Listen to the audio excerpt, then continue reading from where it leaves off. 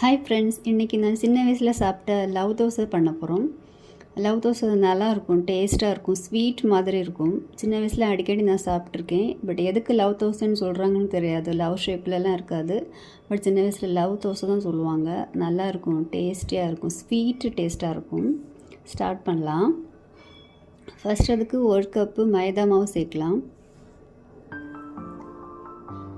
அதுக்கப்புறமா கொஞ்சமாக உப்பு போடலாம். அப்புறம் தண்ணி ஊற்றி மிக்ஸ் பண்ணிக்கலாம். தோசை மாவு பதம் வர மாதிரி மிக்ஸ் பண்ணிக்கலாம்.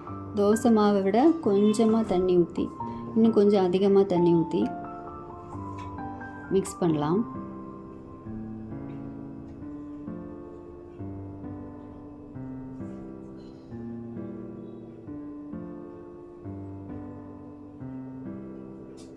இந்த மாதிரி நல்லா மிக்ஸ் பண்ணிக்கலாம்.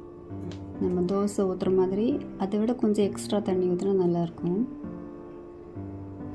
தோசை மாதிரி ஊற்றிக்கலாம்.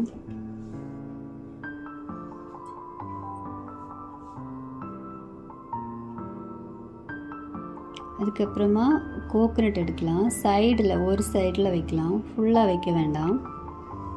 ஒரே ஒரு சைடில் மட்டும் வைக்கலாம்.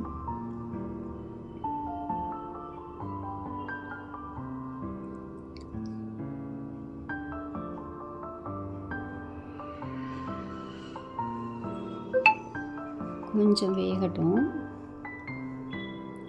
அதுக்கப்புறமா சுகர் போடலாம்.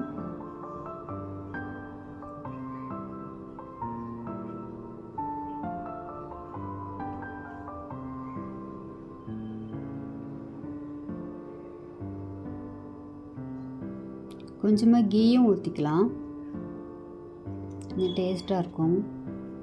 அதுக்கப்புறம் நம்ம ஒரு சைடு இன்னொரு தேங்காய் போட்டிருந்தோம்ல, அதை இன்னொரு சைடில் இருந்து இப்படியே மூடி வைக்கிற மாதிரி ஃபோல்ட் பண்ணி வைக்கலாம்.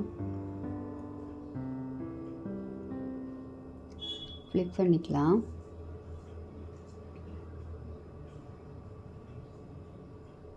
வெந்துருச்சு. கொஞ்சமாக வெந்தால் போதும், கொஞ்சமாக கிறிஸ்பியாக எடுத்தால் போதும். ரெடி ஆயிடுச்சு பாருங்கள். டேஸ்டியாக லவ் தோசை ரெடி ஆயிடுச்சு.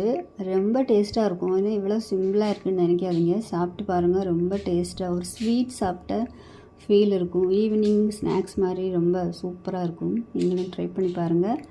வீடியோ பிடிச்சிருந்தா லைக் பண்ணுங்கள், ஷேர் பண்ணுங்கள், சப்ஸ்கிரைப் பண்ணுங்கள். பாய்.